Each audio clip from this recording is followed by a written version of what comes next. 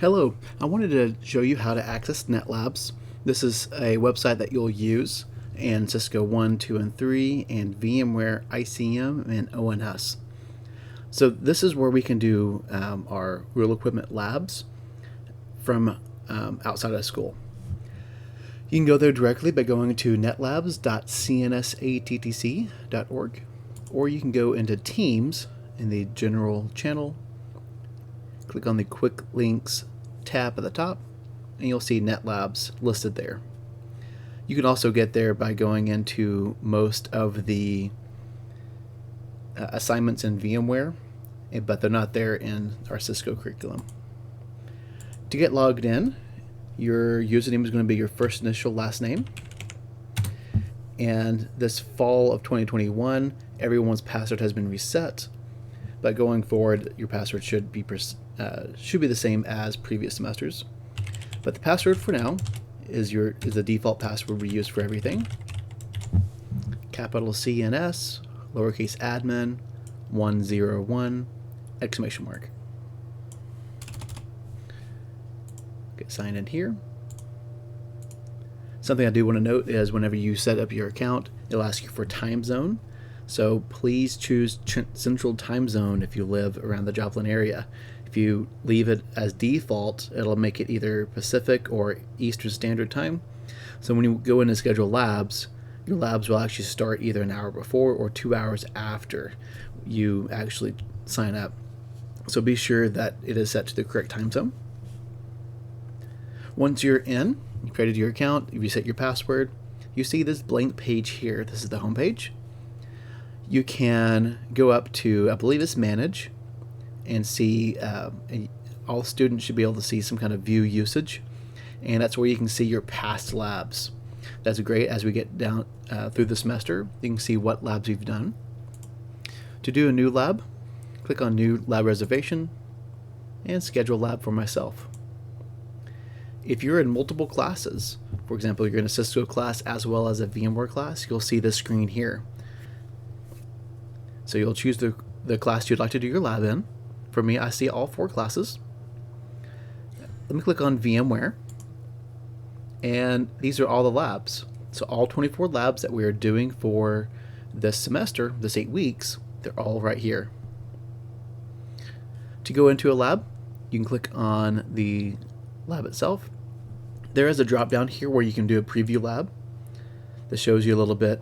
This shows you the instructions, so you can get a preview of the lab without actually going into it.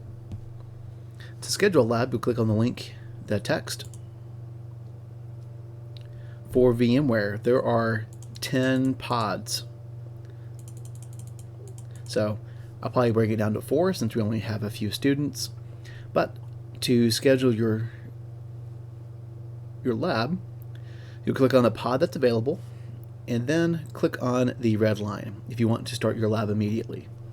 If I click right below the red line, I'm going to schedule it right where my mouse is.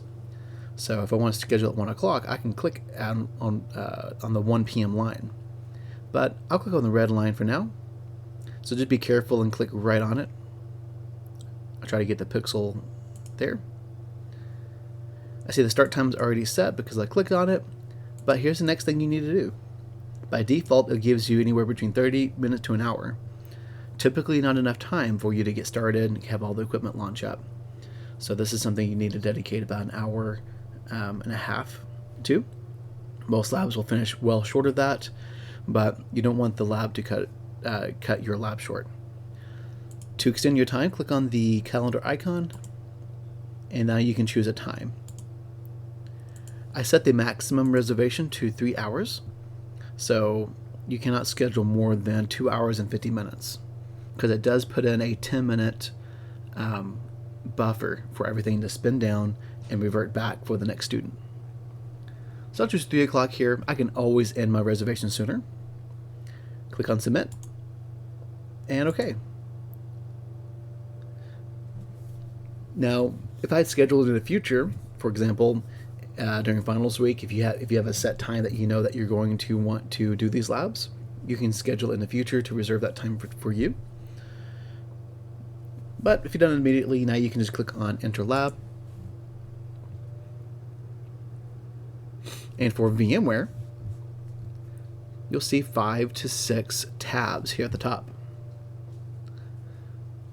Each of these are a virtual machine. See, this one's still booting up here. So we have ESXi1, ESXi2.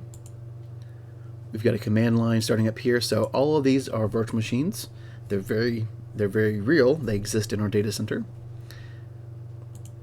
If you click on content, this is the instructions. So this is a 14-page lab. It usually takes, you notice how page 6 is the first thing you do.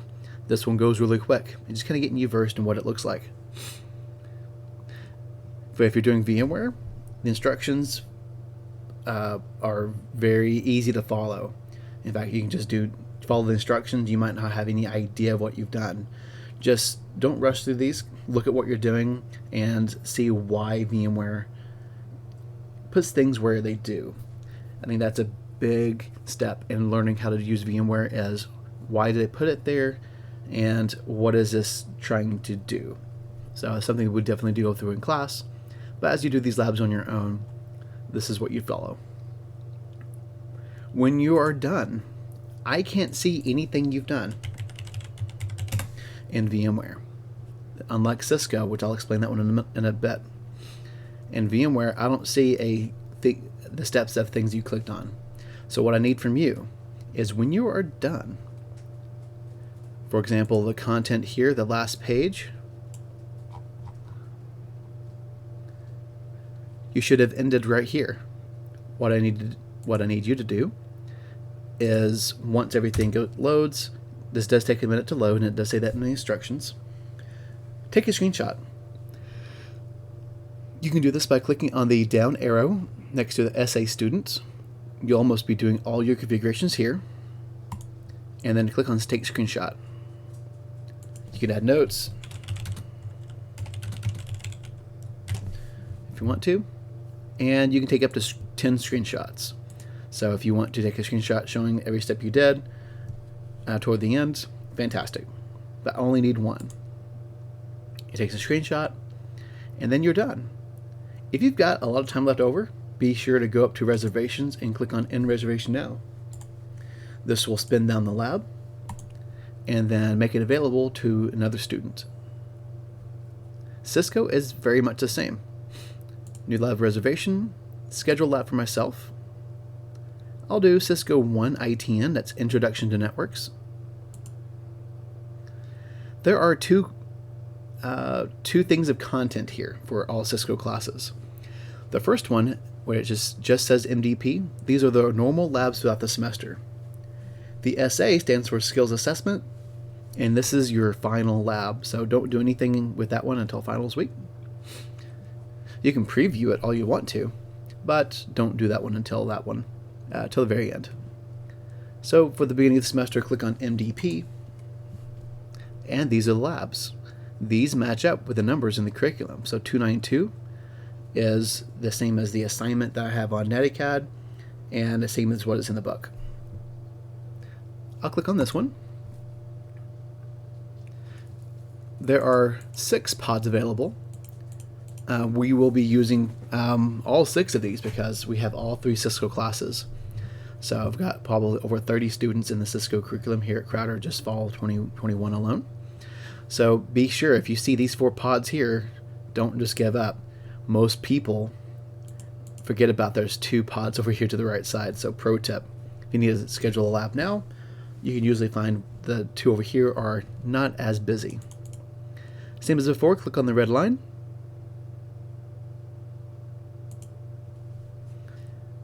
Be sure to give yourself enough time.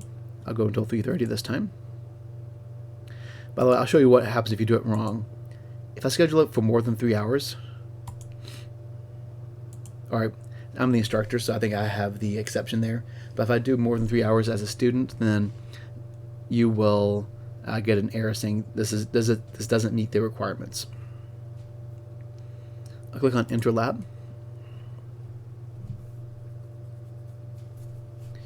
So these can replace any of the physical labs that we do in class.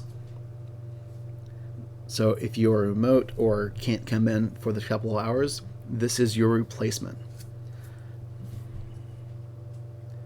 If I click on S1 over here, this will spin up a switch in our data center, and this will be the second switch over here. They are connected to a couple of virtual machines. So PCA is just a virtual machine connected over to switch 1,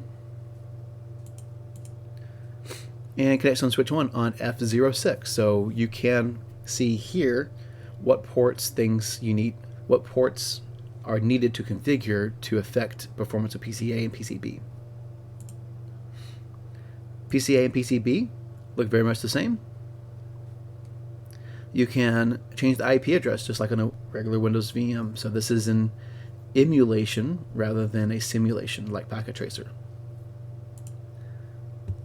Usually when you start one of these labs, I recommend you go grab a drink, whatever you want to have, because it does take 3 to 5 minutes for everything to boot.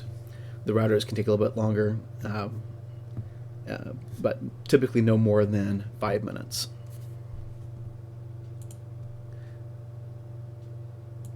I will say that sometimes if you let this pod sit here for a while, you will lose connection between the switches and PC because the server falls asleep.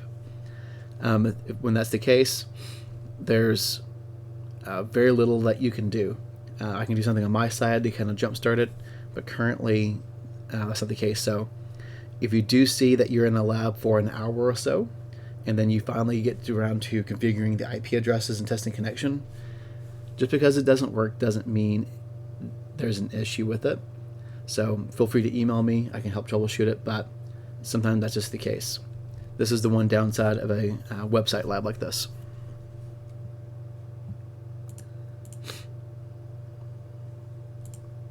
Once you're done, you don't need to take a screenshot of anything on S1 and S2. In fact, there is no take screenshot here. Notice how you can turn off and on the device. So these two buttons here do physically turn on and off the router or switch. But if you do any configurations on PCA, let me just show you what I mean. You go into command prompt, do your IP config. Notice how you have that APIPA address. If you're in Cisco 1, you'll learn about that. But now, go into here. To change an IP address on one of these PCs, you change the local area connection. This V Ethernet default switch, that's Hyper-V. That's not going to work for you.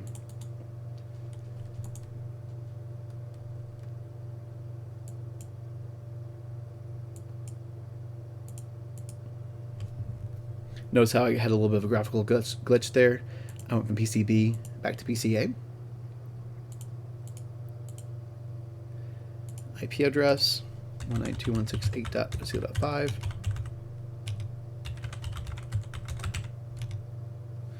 And click OK. Perfect. Perfect. IP config. Perfect. I've configured an IP address for this host. I can't see that you've done that unless you take a screenshot. So just like VMware, go up to PCA, click on Take Screenshot, and submit. Sometimes the last step of the lab in Cisco will say, ping these devices. The ping should be successful. Take a screenshot of the IP address using ipconfig and ping, and you're golden. It just helps verify that I know you've done it correctly. So the switches are up. Pretty close anyway. This one looks like it's got a little bit more to do. There it is. So now I can type in enable conf-t hostname S1 enable conf-t. Ah, so close.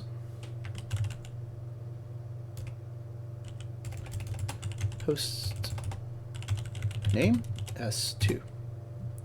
All right. So just a simple configuration there, changing the host name. So just know that these are all connected, and it should act just like a regular lab. Once you've taken your screenshots and you've taken your configuration, go up to reservation. You can click on end reservation now and click on yes. But I will say that if you're getting close to the end of your lab and no one has reserved after you, you can always request more time. So whenever you get below 15 minutes remaining in your lab, you can extend it 2 times 30 minutes each. So you really have up to 4 hours you can do a lab. Any more than that, then you just got to start over and redo the lab. But you do have 4 hours of lab time on these devices.